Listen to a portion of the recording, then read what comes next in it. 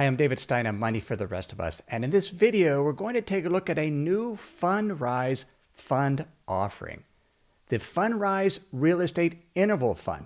And we're going to compare it to some of their existing funds to see if this is a fund you should invest in and what are some of the differences between this fund and Fundrise's earlier funds. Just a note, I am not getting paid by Fundrise to produce this video.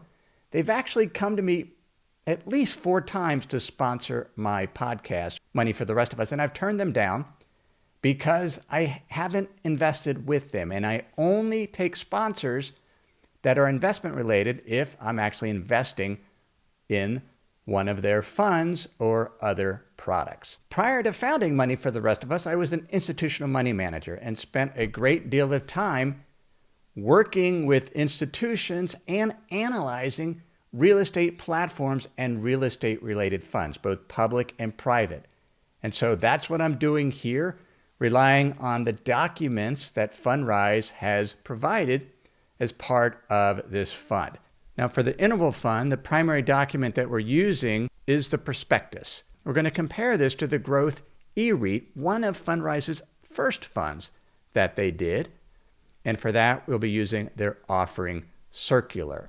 So let's take a look at the fund and look at some of the new attributes, how this fund is really different than any fund that Fundrise has done prior. The inception date of this fund is 2021. It's a brand new fund. The prospectus is only a few weeks old. If we compare that to their growth eREIT, that inception date was in 2016. Now, a big difference between the interval fund and this eREIT, or the growth eREIT, is this is a registered 1940 Act fund.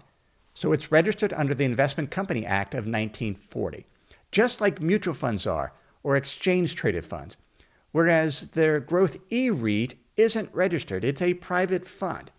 Now, just because the interval fund is registered, just like a mutual fund, it isn't publicly traded. You can't go out and buy this fund with your brokerage account. The only way to buy it is directly through Fundrise. So it's still private. There's no secondary market, but it's distinct from the eREIT in that this fund is really set up to facilitate the ability to get in and out much easier than some of their earlier funds. An interval fund is actually a fund that is set up to allow investors to get out quite easily. And in fact, this fund will buy up to 5% of the outstanding shares quarterly.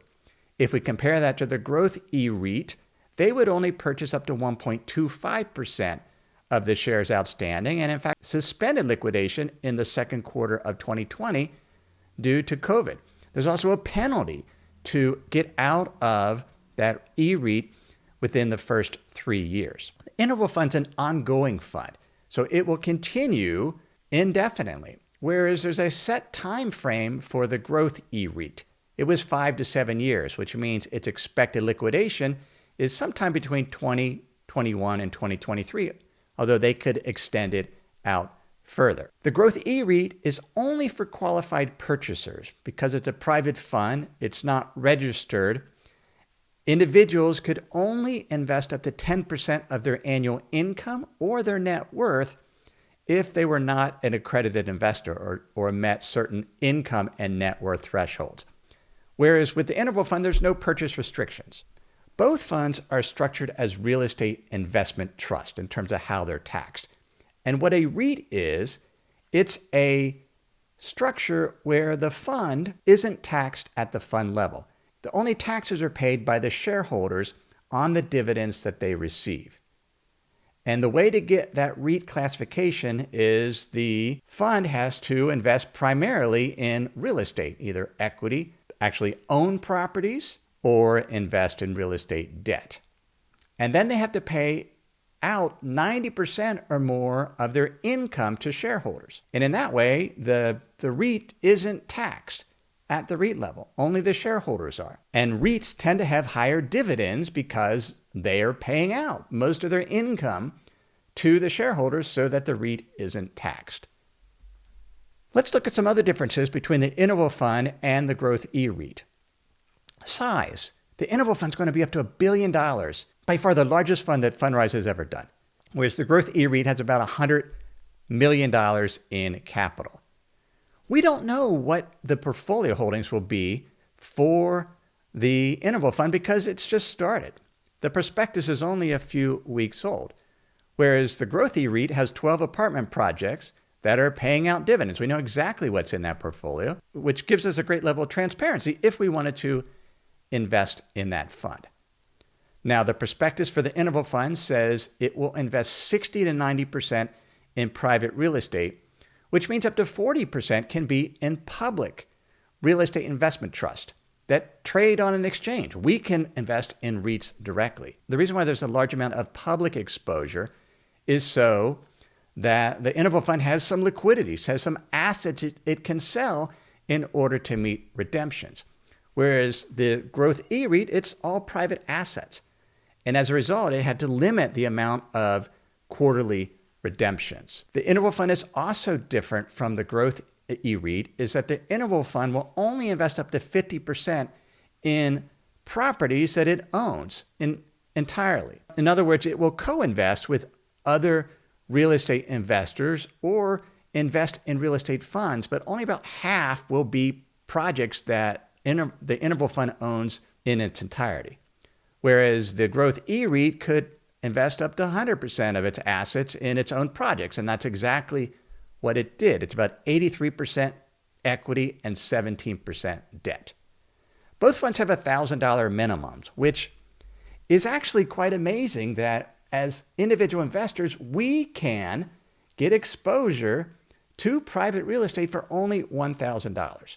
And that's an attractive aspect about these private real estate platforms that are now available to individual investors.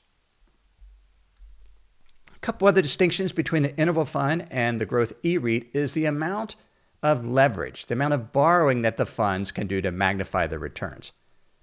The interval fund can borrow up to a third of its asset value and then invest in other funds or other property or other real estate debt. Now, those other projects might actually have additional debt, but this is fund level debt.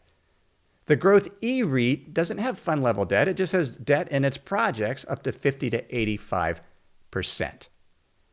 Both funds have an expense ratio of 0.85%, which is actually attractive for a private real estate investment.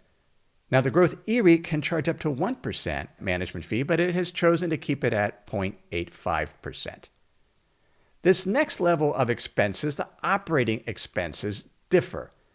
The growth eREIT just charges them. It gets charged to the fund, but there's not a specific level.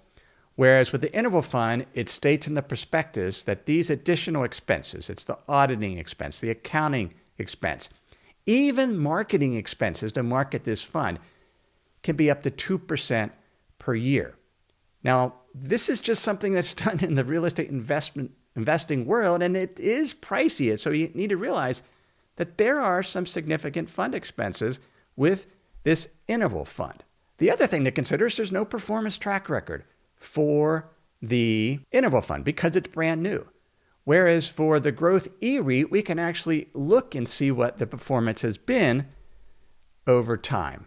This is the growth eREIT page on the Fundrise website. And if we go down, we can see the performance. In 2020, the fund returned 12.8%, 20% in 2019, 14.4% in 2018. So it's returned double digits.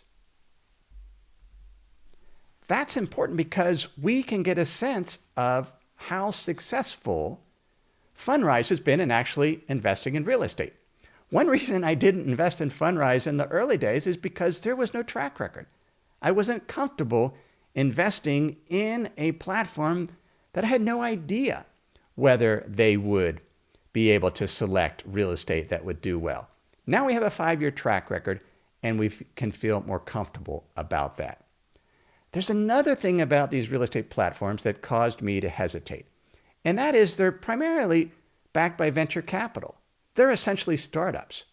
My first foray into investing in essentially a crowdfunding real estate platform was Acquire Real Estate. I bought a hotel in Boston through that platform. And then the platform sold to Realty Shares. And then Realty Shares shut down. I have a video about that experience that I'll put in the cards and in the link. I got my money back, but you have to be careful with these platforms because there's no guarantee that they will stay in business. Now with Fundrise, we can feel confident that they'll probably be around because they have been around for 5 years. They have had some successful funds.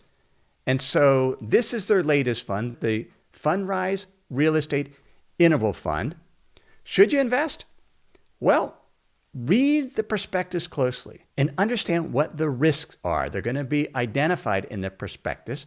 You could also invest in that growth eREIT and look at that offering memorandum and compare. Clearly, the interval fund is more liquid, and that's a benefit.